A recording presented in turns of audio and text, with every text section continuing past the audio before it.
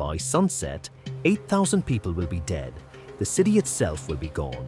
But right now, right this second, it's Saturday morning, September 8th, 1900, and Galveston, Texas doesn't know that yet. The electric streetcars are running on schedule. Cotton brokers are opening offices on the Strand. Children are heading toward the beach, where the waves this morning are enormous and nobody yet understands why. What you're seeing is Galveston exactly as it existed on its last normal morning, rebuilt through AI reconstruction and restored using rare archive photographs and historical records that survived the storm. We've pieced together the streets, the mansions, the harbor, the faces of a city that had no idea what was coming. Galveston was a machine for making money, a barrier island that had turned itself into the third busiest port in the United States. More cotton through this single harbor than anywhere else in the Western Hemisphere. More millionaires per square mile than Chicago. Victorian mansions lined Broadway. Stained glass windows shipped from Belgium. Gas lamps burning till midnight. They called it the Wall Street of the Southwest, and honestly, they had every right to. And it sat 8 feet above sea level at its highest point. Nothing between it and the open Gulf except sand, shallow water and confidence. No seawall, no barrier, nothing. But here's what you need to understand before the storm arrives. Galveston didn't just ignore the danger. It had been officially, scientifically, professionally told the danger didn't exist.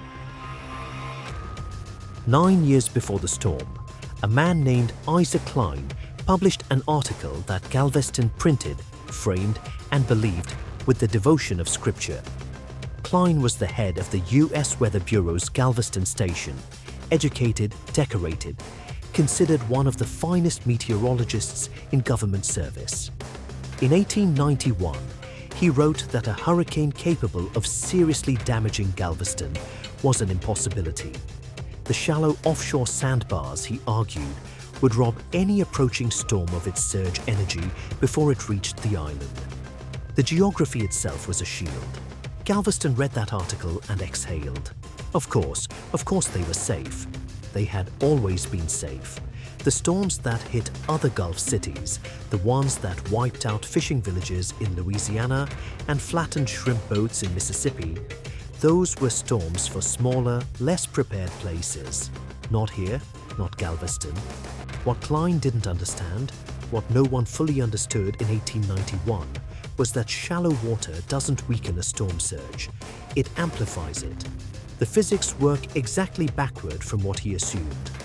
When a hurricane pushes a wall of ocean water toward shore, shallow water forces that surge upward, not outward. The shallower the approach, the higher the water climbs. He would spend the rest of his life knowing he was wrong. By Friday, September 7th, Cline could feel something was wrong. He walked the beach at dawn, watching the Gulf. The swells were wrong, too long, too rhythmic, coming from the southeast when the wind was blowing from the north. That kind of swell only means one thing: a very large storm, very far away, pushing water ahead of it like a plow. He checked his barometer. Falling. Not dramatically, but falling. He sent a routine report to Washington. Washington sent nothing back. The Cuban Meteorological Service had been screaming for days. Their forecasters, arguably the best hurricane trackers in the world at the time, given their location in the Caribbean storm belt, had been watching this system since it crossed the Atlantic. They sent urgent cables to the U.S. Weather Bureau in Washington. They were, as they had been several times before, ignored. The American Bureau didn't trust foreign forecasts. There was professional pride involved, politics, the kind of institutional arrogance that gets people killed. The storm did not curve east, as Washington's models predicted. It entered the Gulf of Mexico on September 6th, and it was still strengthening. Cline spent Friday afternoon doing something that cost him professionally. He went door to door along the beachfront, without official authorization, without a formal warning from Washington, and told people to move to higher ground. He was vague because he had to be. He had no confirmed warning to issue. just unease, just those long southeastern swells and a barometer he didn't like. Most people thanked him and stayed. Saturday, September 8th, 1900, 6 in the morning. The rain arrives first, soft and warm, the kind that Galveston gets a dozen times a year. The wind is picking up from the north, nothing alarming. The Gulf, though, the Gulf is doing something spectacular. The swells from Friday have grown into proper waves, 12 and 15 feet, crashing onto the beach with a force that sends spray 40 feet into the air and rattles windows 2 blocks inland. People go to the beach to watch. This is the detail that haunts the story. The waves were beautiful, enormous grey-green walls of water collapsing in cascades of white foam. The kind of display that makes you feel small and alive all at once. Families brought their children. Young men waded into the shallows and let the surf knock them down, laughing. Photographers set up their equipment on the seawall promenade. Galveston had a modest wooden boardwalk structure along part of the shore and started shooting. By 8 in the morning, the wind is 35 miles per hour. The rain is heavier. Some of the beach crowd heads home. Most don't. By 9, the streets downtown are ankle-deep in water. This happens during bad rainstorms, nothing new. Shopkeepers put sandbags at their doors. Families move rugs upstairs. A few hotels cancel Saturday breakfast service and start reinforcing their ground floors. The water is cold and moves with surprising force, tugging at ankles, carrying debris from the gutters. By 10, something different is happening. The water isn't just coming from the rain, it's coming from both directions simultaneously. The Gulf is pushing a storm surge from the south. Galveston Bay, on the island's north side, is flooding from the north. The island is being swallowed from both ends at once. By 11, the bridges to the mainland are underwater. Galveston is an island in the most absolute sense, cut off from Texas, from help, from escape. The telegraph still works, for now. Cline sends his final message to Washington at 11:20 a.m. Unusual storm. Island rapidly flooding. Storm surge from south. Urge immediate action. Washington receives it. No response comes. 40 minutes later, the telegraph lines go down. After that, no one on the mainland knows what's happening in Galveston, and no one in Galveston can tell them. Noon. Wind 75 miles per hour. You can't stand upright. The rain moves sideways, hitting bare skin like thrown gravel. 4 feet of water downtown, climbing by inches every few minutes. The Victorian homes were gorgeous, wide porches, high ceilings, ornamental woodwork. They were not built for this. The porches caught the wind like sails and tore away. One family later described crouching upstairs, while the wall beside them bulged inward, snapped back, bulged again, the house flexing and groaning like it was deciding whether to hold or let go. 3 in the afternoon. Wind 120 miles per hour. The houses near the beach don't fall. They explode. Surge hits the foundation, wind hits the roof, and the structure simply comes apart. 4 walls outward, roof upward. Everything inside scattered across 3 city blocks in 10 seconds. And then, this is the part nobody anticipated, the wreckage moves. The surge carries every plank, every beam, every iron bed frame from demolished beachfront houses and pushes it inland. As more buildings collapse, the debris mass grows, thousands of shattered structures compressed into a moving wall 20 feet high, grinding north across the island. Brick buildings that might have survived the wind. Stone churches with 3-foot walls, crushed by the mass of their neighbors' remains. A 17-year-old girl who survived described clinging to a floating roof section for 4 hours. She watched a man lose his grip on a beam and disappear. A dog appeared in the water beside her, paddling calmly, unbothered. She talked to it. She said it helped more than she could explain. Her entire street, 42 houses, was gone. What comes next is the worst of it, because the storm still isn't finished. 7 in the evening. Galveston is gone, not damaged, not struggling. Every point on the island is underwater. Surge at its peak. 15 to 20 feet above normal. The island's highest ground, 8 feet above sea level. You don't need to be an engineer to do that math. No electricity, no gas lamps. The only light is lightning strobing every 30 seconds. Water, wreckage, rain sideways. No horizon because the water and sky have become the same grey nothing. Wind, 145 miles per hour. In the wreckage, parents are making calculations no one should ever have to make.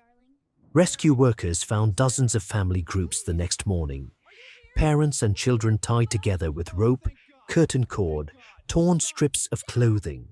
If the storm takes us, it takes us together. Isaac Cline is in the water. His house lasted longer than most.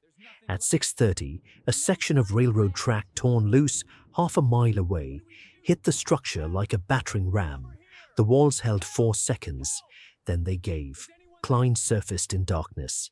His daughters, 12, 8, and 5, were beside him, all alive, his brother Joseph nearby. Alive. Cora wasn't there. He called her name. The wind swallowed it. He couldn't search. 3 children, open water, total darkness. He kept calling for what he later described as a very long time. For 27 days, Cora Cline was missing. By midnight, the wind drops. By 2 in the morning, the surge pulls back. By dawn, the storm is gone. So is Galveston. September 9th, Sunday, sky clear, Gulf flat. Looks like nothing happened.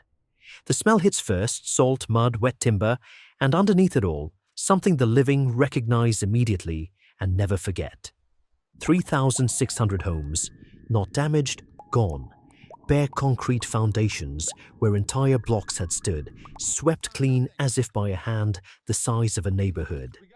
The bodies are everywhere, in pooled water, draped across debris, arranged against anything still standing exactly the way the tide arranges driftwood. Nobody knows how many died. When whole families are wiped out, there's no one left to report them missing. Official figure, 6,000. Honest estimate, 8,000. 1 in 5 dead in a single night. No coffins for 8,000. No time. Bodies go onto barges weighted with rubble, committed to the Gulf. By Tuesday morning, the currents return most of them to shore. The weights weren't sufficient. Decomposition had made the bodies buoyant. They came back. Galveston burned its dead for 6 weeks. Work crews stacked bodies 30 and 40 at a time, poured kerosene, stepped back. The smoke sat over the island for a month and a half, visible from the mainland, smelled by sailors offshore. The men who did that work mostly didn't talk about it afterward. The few who wrote anything described the same things, a smell that stayed in their clothes for weeks, hands not quite steady in the mornings for years, the way some ordinary Saturday afternoon would drop them straight back into it without warning. Now, most cities would simply stop existing after this, but what Galveston does next, nobody expected. They stayed. In 1902, Galveston began 2 construction projects with no precedent in American history. First, a seawall, 17 feet of concrete, 16 feet thick at the base, the face curved by Dutch engineers to redirect wave energy rather than absorb it. 10 miles along the Gulf shore, pilings 30 feet into the sand. The second project sounds made up. They raised the entire city. Every structure, 2,100 buildings, including a 3,000-ton cathedral, jacked up on pilings while dredging equipment pumped tens of millions of cubic yards of sand from the Gulf floor beneath the island. The grade rose 17 feet in some areas. For 7 years, residents climbed ladders to reach their front doors. Workers died. Buildings collapsed. Nobody stopped. It worked. Hurricane Carla, 1961, the wall held. Hurricane Ike, 2008, the wall held.